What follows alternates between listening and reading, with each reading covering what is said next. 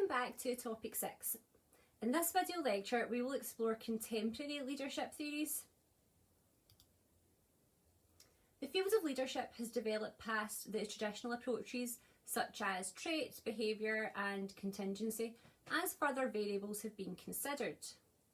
That's not to say there hasn't been a continued focus on traits, however these have developed to identify further characteristics such as intelligence and self-understanding, self-confidence and self-esteem, high energy and determination to succeed, creativity, sociability and integrity. Moving from a discussion of traits and skills to discussion of what leaders do, how they act and what strategies they employ, we may examine one popular approach to the question of leadership practices. Coase and Posner concluded that, more than anything else, we want leaders who are credible. They suggested that leaders establish their credibility through 5 practices that they engage in when they're at their best. These practices are: 1. Challenging the process. Leaders accept the challenge of change. This specific challenge may come in a number of ways, from trying to introduce a new product line, to implementing a new programme, to turning a struggling organisation around. 2. Inspiring a shared vision. 3. Enabling others to act. 4. Modelling the way. And 5. Encouraging the heart. The most successful leaders encourage others to do their very best and then recognise and celebrate their successes. A prominent contemporary approach was proposed by Burns, the transactional and the transformational approach. Burns suggested there are actually 2 types of leadership. The first is transactional leadership, which involves an exchange of valued things, for example, economic, political or psychological, between initiators and respondents. In the case of transactional leadership, the 2 parties come together in a relationship that advances both of their interests, but there is no deep or enduring link between them. Transformational leadership, on the other hand, occurs when leaders and followers engage with one another in such a way that they raise one another to higher levels of morality and motivation. These theories focus on the relationship between the leaders and followers. In the case of transformational leadership, the relationship between leaders and followers becomes one in which both parties become mobilised, inspired and uplifted. In some cases, transformational leadership even evolves into moral leadership as leadership raises the level of moral aspiration and moral conduct of both leaders and followers. Moral leadership results in actions that are consistent with the needs, interests and aspirations of the followers, but that fundamentally change moral understandings and social conditions. A narrower approach to transformational leadership proposed by Bernard Bass and his associates focuses more closely on the relationship of leaders and subordinates in complex organisations, with a particular application to business organisations. In this view, the transactional leader exchanges reward for services rendered so as to improve subordinates' job performance. Based on this view, the early leadership theories such as Fiedler's model or path goal are primarily focused on such transactional relationships. The transformational leader, rather than focusing on how the current needs of subordinates might be met, concentrates on arousing or alerting their needs. This narrower view of transformational leadership does not imply a moral element.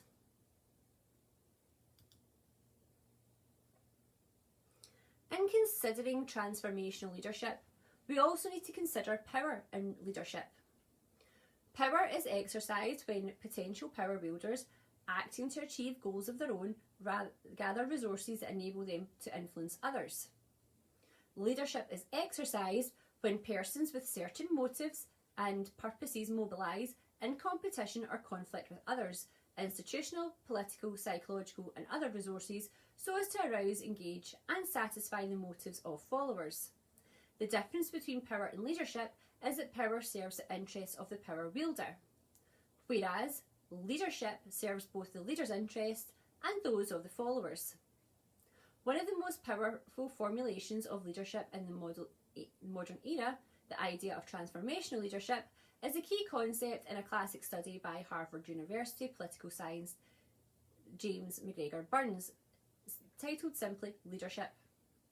Burns stated started by noting that although historically we have been preoccupied with power in organisations and in society, there is an important difference between power and leadership. Typically, power is thought of as carrying out one's own will despite resistance.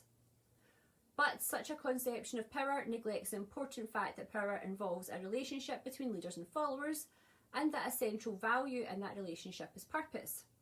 What is being sought, or what is intended, by both the one who is exercising power and the one who's on the receiving end. We can say that leadership has occurred only when the group has been stimulated to move in a new direction.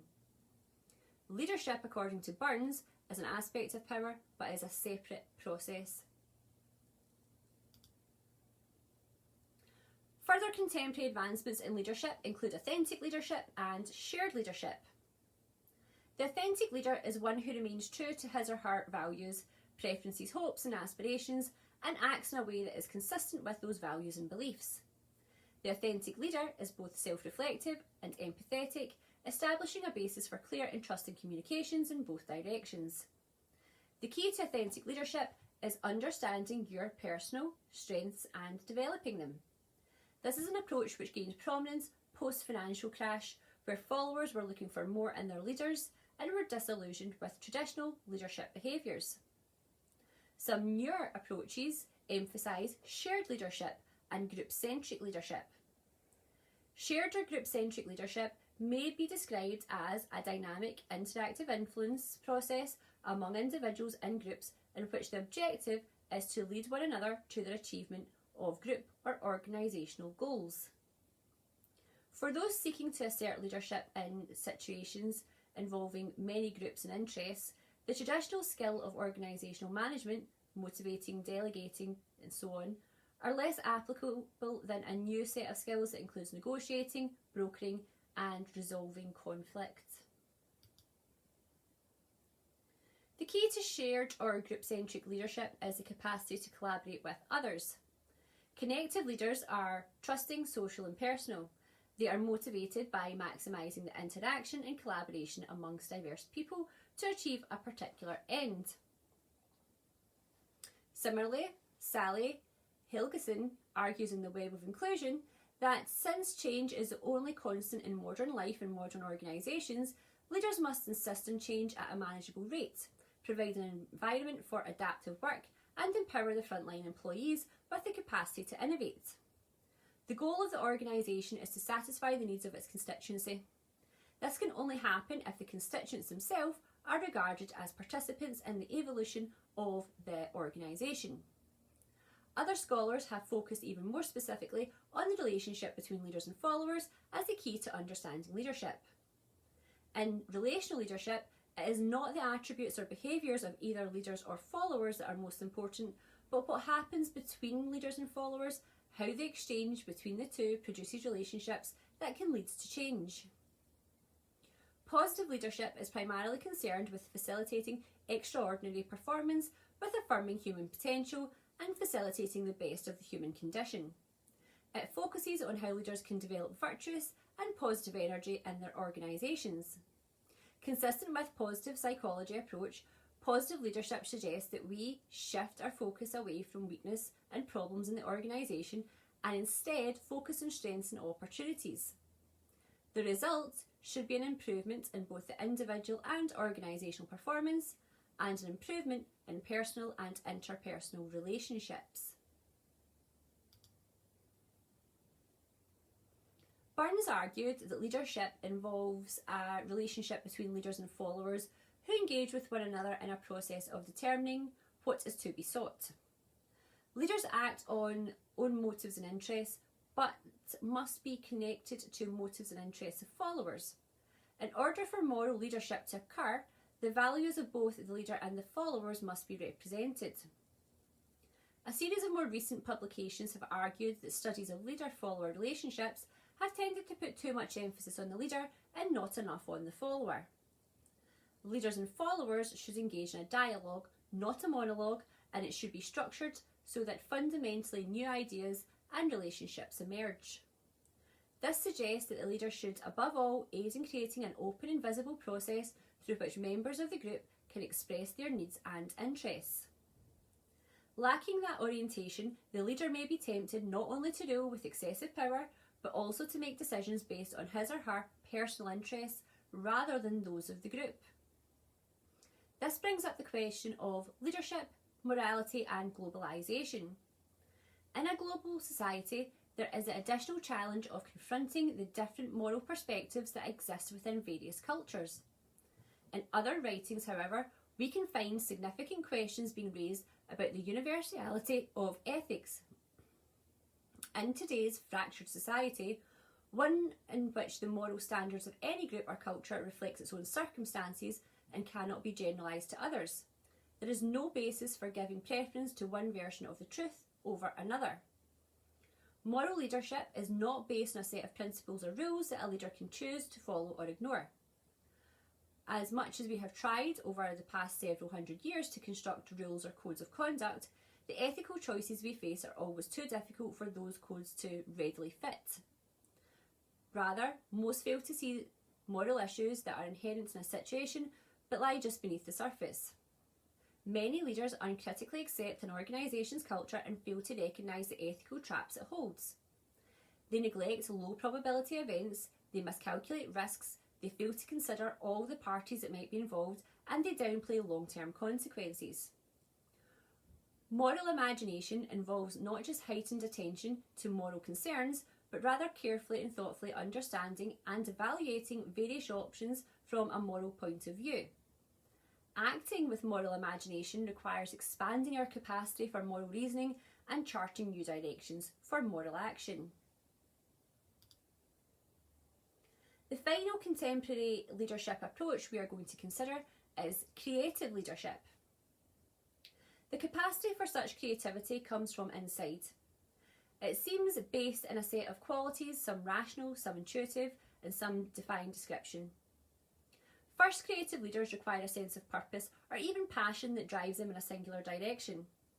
Second, creative leaders display learning agility, the capacity to learn from your experiences, to engage in self-reflection and self-critique, and to apply your learning and personal competencies to future problems. Third, creative leadership is aided by courage. As we have seen before, courage is a prerequisite to creativity, a prerequisite to innovation, and a prerequisite to forward-thinking action. Fourth, creative leadership is also associated with love and compassion, factors rarely found in the traditional literature on leadership, but two that have been demonstrated to have significant influence on organisational productivity, as well as being simply the right thing to do. Fifth, a related idea is your capacity for empathy, identifying with or vicariously experiencing the feelings of another. So now you have an understanding of contemporary leadership approaches. Complete any learning activities and reading, and I will see you in the workshop.